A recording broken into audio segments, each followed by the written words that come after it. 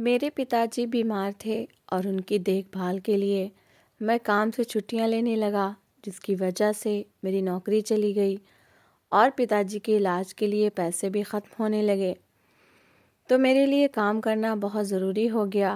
मैंने एक कंपनी में आवेदन किया और इंटरव्यू के लिए जाना था। तो भाइयों से कहा कि कल पिताजी को देख लेना, मुझे इंटरव्यू के लिए जाना है। और अगली सुबह भाई अपने अपने कामों पर चले गए और पिताजी को संभालते ही इंटरव्यू को समय बीत गया। मैं परेशान होकर एक तरफ बैठ गया। तभी मुझे एक कॉल आई तो मेरी हैरानी की सीमा न रही, क्योंकि मुझे मिस्टर विकास, आपको नौकरी से निष्कासित किया जाता है। हमारे ऑफिस में इतनी छुट्टियां स्वीकार नहीं होती। ये शब्द सुनकर मुझे ऐसा लगा जैसे मेरे पैरों के नीचे से ज़मीन निकल गई हो। उस समय मेरी नौकरी का जाना मेरे लिए घोर परेशानी का कारण बनने वाला था। नई नौकरी मिलने में न जाने कितना समय लग जाता। इस समय मुझे पैसों की भी बहुत ज़रूरत थी। मैं किसी भी तरह भी आर्थिक परेशानी का शिकार नहीं होना चाहता था। मेरे हाथ कांपने लगे थे, दिल की धड़कन अनियमित हो चुकी थी। मैंने उनके सामने हाथ जोड़ दिए थे। मैंने अपनी मजबूरी बताना शुरू कर दी थी। मैंने कहा था कि मैंने इस कंपनी में दिन रात मेहनत की है। मैंने अपना नाम बनाया है। मैंने कभी लापरवाही नहीं की। मैंने कभी जानबूझकर छुट्टियां नहीं ली। मगर आज सिर्फ छुट्टियों की वजह से मुझे निकाला जा रहा है। ये सरासर अन्याय था। मेरी सारी मेहनत एक तरफ रख दी गई थी। सिर्फ अनुपस्थिति को आधार बनाकर मुझे निकाला जा रहा था।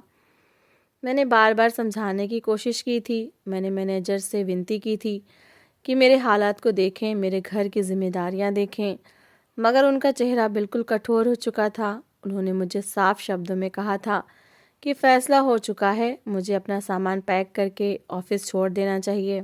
मैंने एक दो बार बॉस से बात करने की कोशिश भी की थी। मैंने उनके केबिन के बाहर खड़े होकर अंदर जाने की अनुमति मांगी थी, मगर अंदर से जवाब आया था कि अब बात का कोई फ़ायदा नहीं। बॉस ने कह दिया था कि अगर मैनेजर ने आपको निकाला है तो ज़रूर कोई बड़ी वजह होगी। आधा ऑफिस मैनेजर ही चलाते हैं। अगर हम उनकी काबिलियत पर शक करने लगें तो पूरे ऑफिस की व्यवस्था बिगड़ जाएगी। बॉस के उस पल्ला झाड़ने वाले व्यवहार पर मुझे बहुत दुख हुआ था। मुझे लगा जैसे मेरा कोई यहाँ अपना नहीं रहा। जहाँ बरसों मेहनत की, वहाँ आज मुझे पराया समझा जा रहा था। वहाँ कुछ नहीं हो सकता था। इसलिए मैं भारी कदमों से ऑफिस की बिल्डिंग से बाहर निकल आया था। बाहर निकलते ही धूप मेरी आंखों में चुभने लगी थी, मगर असल पीड़ा आंखों की नहीं, दिल की थी। मेरे कदम भारी हो चुके थे, दिमाग सुन्न हो चुका था। सामने से गुजरते लोगों की आवाज़ें मुझे सुनाई नहीं दे रही थीं। हर तरफ जैसे शोर था, मगर मेरे अंदर खामोशी थी। मैंने बिल्डिंग के बाहर खड़े होकर एक बार पीछे मुड़कर ऑफिस को देखा था। वही ऑफिस जहाँ मैं रोज़ सुबह उम्मीद लेकर आता था, आज वही जगह मेरे लिए बंद हो चुकी थी। मेरी आंखें भीगने लगीं, मगर मैंने खुद को संभाल लिया था। पुरुष होकर रोना मुझे कमज़ोरी लगता था, मगर दिल अंदर ही अंदर टूट रहा था। मेरे पिताजी बहुत ज़्यादा बीमार थे। उन्हें ब्लड कैंसर था, जो आखिरी स्टेज पर था। इसके साथ साथ वो अस्थमा के रोगी भी थे। कुछ मिनटों में ही उनकी हालत बिगड़कर ख़तरनाक हद तक गंभीर हो जाती थी। वो तरह तरह की दवाइयाँ लेते थे, मगर उन्हें दवाइयों की पहचान बिल्कुल नहीं थी। उम्र की वजह से वो बहुत ज़्यादा वृद्ध हो चुके थे। कभी कभी वो पानी मांगते थे और हाथ कांपने लगते थे। कभी सांस लेने में कठिनाई होने लगती थी। उनके चेहरे का रंग बदल जाता था। मैं घबराकर उनके पास बैठ जाता था, उनका सिर सहलाता था, उन्हें तसल्ली देता था। इसी वजह से मुझे ऑफिस से बहुत ज़्यादा छुट्टियां करनी पड़ी। मैंने ऑफिस में छुट्टी की सूचना भी दी थी, मगर फिर भी मुझे निकाल दिया गया था, क्योंकि मैंने जितने समय का आवेदन दिया था उससे ज़्यादा छुट्टियां हो गई थीं और मैं और अधिक सूचना भी नहीं दे सका था। असल में पिताजी की तबीयत इतनी ख़राब रहती थी कि मुझे किसी चीज़ का होश ही नहीं रहता था। कभी रात को अचानक उनकी सांस रुकने लगती थी। मैं भागकर डॉक्टर को फ़ोन करता था। कभी एम्बुलेंस बुलानी पड़ती थी, कभी अस्पताल ले जाना पड़ता था। कई रातें मैंने कुर्सी पर बैठकर गुजारी थीं। नींद आंखों से कोसों दूर हो जाती थी। तब जाकर पिताजी की हालत कुछ संभली तो मुझे होश आया। मैंने अपना अकाउंट देखा जो तेज़ी से खाली हो रहा था। तब याद आया कि पिताजी की सेवा सिर्फ घर पर मौजूद होने से नहीं होती, बल्कि पैसों का होना भी ज़रूरी होता है। दवाइयाँ सस्ती नहीं थी, इंजेक्शन महंगे थे, नेबुलाइज़र अलग था, टेस्ट अलग थे। हर दिन नया खर्च खड़ा हो जाता था।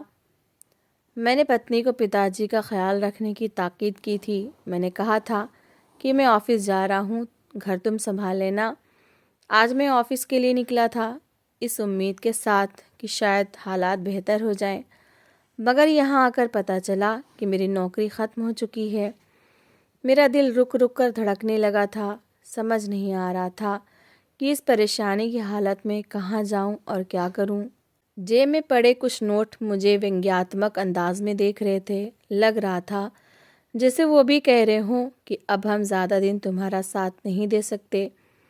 मेरे 4 बच्चे थे जिनकी बहुत सी ज़रूरतें थीं। मैंने उन्हें पहले ही प्राइवेट स्कूल से निकाल कर सरकारी स्कूल में डाल दिया था। दिल पर पत्थर रखकर ये फैसला किया था। बच्चों की आंखों में मायूसी देखी थी, मगर मजबूरी थी। मेरी पत्नी भी घर में बच्चों को ट्यूशन पढ़ाने लगी थी ताकि घर के खर्च में मेरा साथ दे सके। बच्चों की ट्यूशन से कुछ पैसे आ जाते थे, इससे घर का राशन आ जाता था। मेरी तनख्वाह घर के बिल, सब्जी और पिताजी की दवाइयों पर लग जाती थी। मैंने कभी शिकायत नहीं की थी। मैं मेहनत को अपना गहना समझता था। मगर अब जब नौकरी ही ना रही तो सारी व्यवस्था बिखरने वाली थी। मुझे सबसे ज़्यादा चिंता पिताजी की दवाइयों की थी। अगर दवाई बंद हो जाती तो उनकी सांस रुक सकती थी, उनकी तकलीफ़ बढ़ सकती थी। मैं सोच रहा था कि कल अगर पैसे ना हुए तो मैं क्या करूँगा? बच्चों के खर्चे कैसे पूरे करूँगा? बिजली का बिल कैसे भरूँगा? राशन कहाँ से आएगा? पिताजी को अस्पताल कैसे ले जाऊँगा? ये सब ख्याल मेरे दिमाग पर हथौड़े की तरह बरस रहे थे। मेरा सिर भारी हो गया था, सीना बोझल होने लगा था। मैंने सड़क किनारे खड़े होकर गहरी सांस ली थी, मगर सांस भी पूरी नहीं आ रही थी। मेरे सामने जिंदगी का सारा बोझ एकदम ही आन खड़ा हुआ था। मैंने आसमान की तरफ देखा था, आंखों में आंसू तैरने लगे थे। मैंने मन ही मन प्रार्थना की थी कि हे ईश्वर, मुझे हिम्मत दे, मुझे टूटने ना दे, मेरे बच्चों को भूखा ना होने दे, मेरे पिताजी को तकलीफ़ से बचा ले। मैंने अपनी मुट्ठी बंद कर ली थी। मैंने खुद से वादा किया था कि मैं हार नहीं मानूंगा, चाहे मजदूरी करनी पड़े, चाहे दिन रात काम करना पड़े, मगर अपने घर को बिखरने नहीं दूंगा। नौकरी चली गई थी, लेकिन अब मुझे इसका कोई ना कोई हल निकालना था। ऐसे हाथ पर हाथ रख कर बैठा नहीं रह सकता था। हालत ने मुझे मजबूर कर दिया था कि मैं खुद को दोबारा खड़ा करूं। मैं घर वापस आया और पिताजी के पास जाकर बैठ गया। सामने अखबार रखा और नौकरियों के विज्ञापन देखने लगा। मेरी नज़रों से बेशुमार विज्ञापन गुजर रहे थे।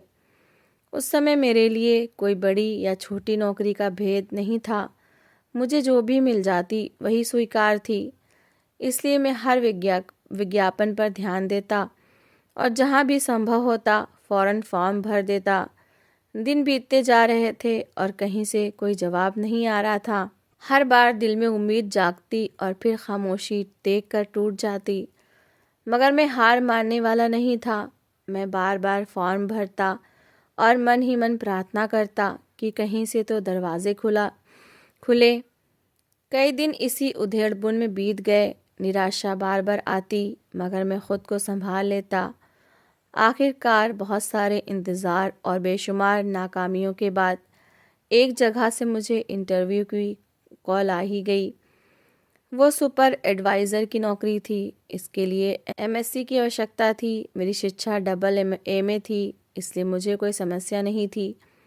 मेरे पास अनुभव भी था और आत्मविश्वास भी। मुझे लगा ये नौकरी मुझे आसानी से मिल सकती है। जब फ़ोन आया तो मेरा दिल ज़ोर ज़ोर से धड़कने लगा। कई दिन बाद किसी ने मुझे योग्य समझा था। मैं फ़ौरन पिताजी के पास गया और उन्हें बताया कि मुझे इंटरव्यू की कॉल आ गई है। उनकी आंखों में भी खुशी की चमक आ गई। उन्होंने आशीर्वाद दिया और कहा कि भगवान सब अच्छा करेंगे। उस समय मुझे लगा जैसे मेरी ज़िंदगी में दोबारा रोशनी आ रही हो। अगले दिन मुझे इंटरव्यू के लिए जाना था। रात होते ही अजीब सी घबराहट शुरू हो गई। मैं वही काम करता था कि दूसरों के इंटरव्यू लिया करता था, और आज खुद उम्मीदवार बनकर जाना था। समय वाकई इंसान को कहाँ से कहाँ ले जाता है। कभी आदमी कुर्सी पर बैठा होता है और कभी उसी कुर्सी के सामने खड़ा हो जाता है। मैं बार बार अपने कपड़े देखता रहा, अपने पेपर्स इकट्ठा करता रहा। दिल में बार बार यही बात आ रही थी कि ये मौका हाथ से नहीं जाना चाहिए। भाग्य ने मुझे एक और मौका दिया था और मैं इसे गंवाना नहीं चाहता था। उसी रात पिताजी की तबीयत ज़्यादा ख़राब हो गई। मैं बार बार उठकर उनके पास जाता रहा, उन्हें दवाइयाँ देता रहा, पानी पिलाता रहा। नींद आंखों से गायब हो गई थी। सुबह हुई तो पिताजी की तबीयत कुछ संभली हुई लग रही थी। मैंने सोचा कि अब इंटरव्यू के लिए निकल जाऊं, लेकिन दिल संतुष्ट नहीं हो रहा था। मुझे उनकी बहुत चिंता हो रही थी। मैंने सोचा कि इसी भाई को कह दूं कि वो पिताजी के पास रुक जाएं। मैं एक भाई के पास गया और कहा कि पिताजी का ख्याल रख लेना, मुझे नौकरी के लिए जाना है। उसने कोई स्पष्ट जवाब न दिया। मैं दूसरे भाई के पास गया और फिर तीसरे के पास गया। सबको बारी बारी समझाया कि पिताजी की तबीयत ठीक नहीं है, आप लोग ज़रा ख्याल रखिएगा, मगर सब अपने अपने कामों में व्यस्त नज़र आ रहे थे। किसी ने गंभीरता से बात नहीं ली। मैं घर वापस आ गया और इंतज़ार करने लगा कि कोई भाई आ जाए। समय बीतता रहा मगर कोई नहीं आया। फिर मैंने पता किया तो पता चला कि सब अपने अपने कामों पर निकल गए हैं। पिताजी की देखभाल के लिए कोई भी नहीं आया था।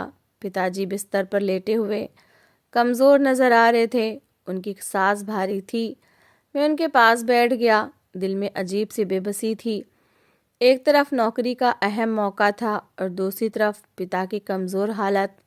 मैं फैसला नहीं कर पा रहा था कि क्या करूं। कभी घड़ी देखता और कभी पिताजी की तरफ। समय हाथ से निकलता जा रहा था। इंटरव्यू का समय करीब आ रहा था और मैं अभी तक घर में ही था। मैंने खुद को बहुत समझाने की कोशिश की।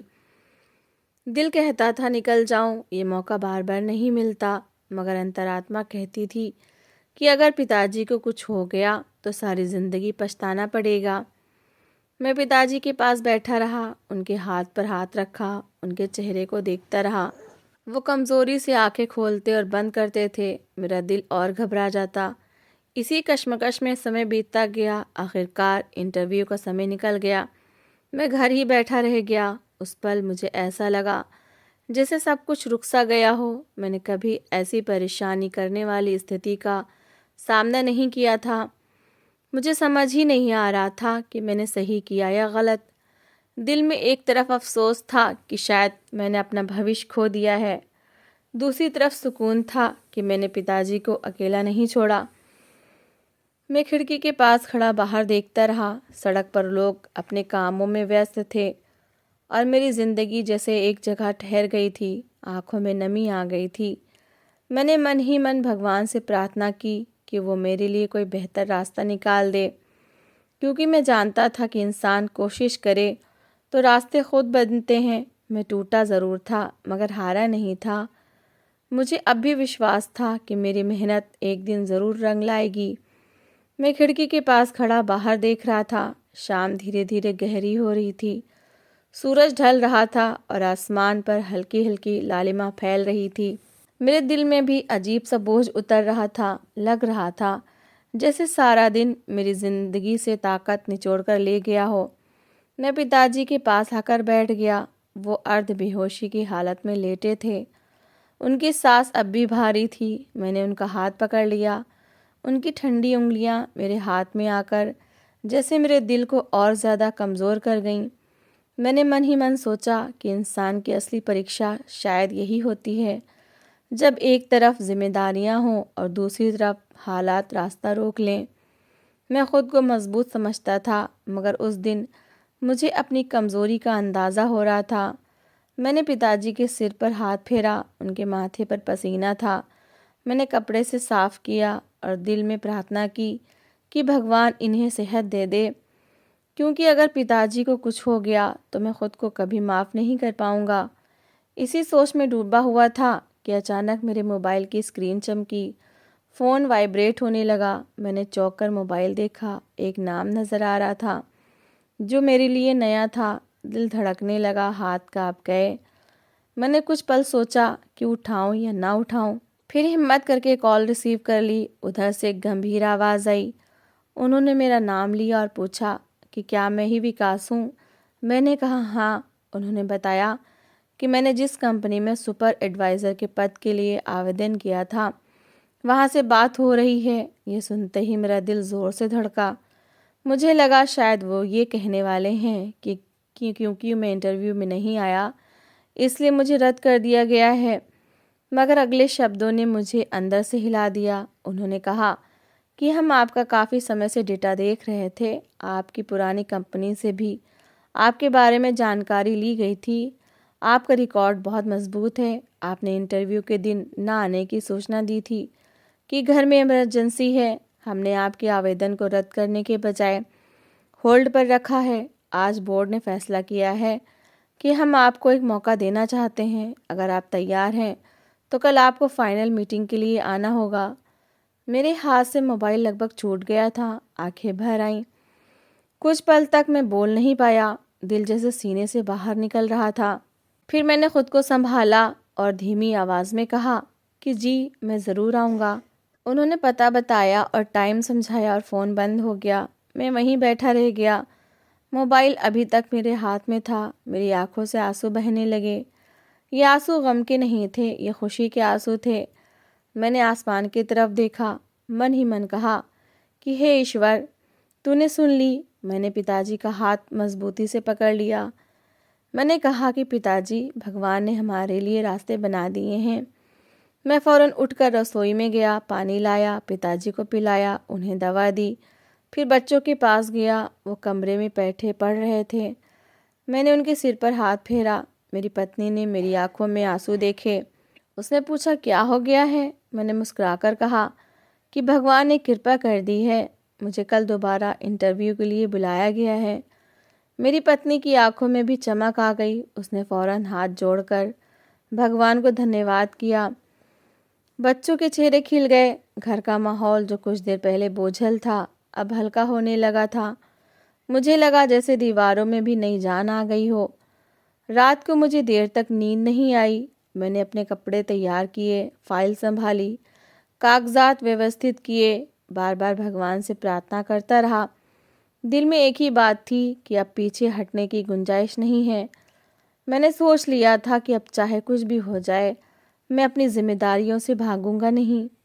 सुबह ब्रह्म मुहूर्त में आँख खुल गई। मैंने स्नान किया, पूजा की, प्रार्थना की। पिताजी के पास गया। वह सो रहे थे। उनकी सांस आज तुलनात्मक रूप से बेहतर थी। मैंने दिल में धन्यवाद दिया। मैंने पत्नी को समझाया कि आज पिताजी का ख़ास ख्याल रखना। मैं इंटरव्यू के बाद फ़ौरन वापस आ जाऊंगा। मैं घर से निकला तो मैंने हवा में हल्की सी ठंडक महसूस की। सूरज अभी पूरी तरह निकला नहीं था। सड़क पर लोग अपने अपने कामों पर जा रहे थे, मगर आज मुझे सब कुछ अलग लग रहा था। आज मुझे अपने कदम हल्के महसूस हो रहे थे, जैसे मैं किसी अंधेरे से निकलकर रोशनी की तरफ जा रहा हूँ। मैं टाइम पर कंपनी पहुँच गया। बड़ी बिल्डिंग थी। अंदर दाखिल हुआ तो दिल में फिर हल्की सी घबराहट हुई, मगर मैंने खुद को संभाला। रिसेप्शन पर नाम बताया। मुझे कॉन्फ्रेंस रूम में बिठाया गया। कुछ देर बाद 3 लोग अंदर आए। उन्होंने मेरा परिचय लिया, मेरे अनुभव पर बात की, मेरी पिछली कंपनी के बारे में पूछा। मैंने सच सच सब कुछ बताया। मैंने कहा कि मैंने नौकरी अपनी मर्जी से नहीं छोड़ी, बल्कि हालात ने मजबूर किया था। मैंने पिताजी की बीमारी का जिक्र किया। मैंने कहा कि मैं काम से नहीं भागता, बल्कि जिम्मेदारियों से जुड़ा हुआ हूँ। कमरे में खामोशी छा गई। वो लोग एक दूसरे को देखने लगे। फिर उनमें से एक ने मुस्कुराकर कहा कि हमें ऐसे ही लोग चाहिए जो दबाव में भी खड़े रहें। आपका व्यवहार हमें पसंद आया है।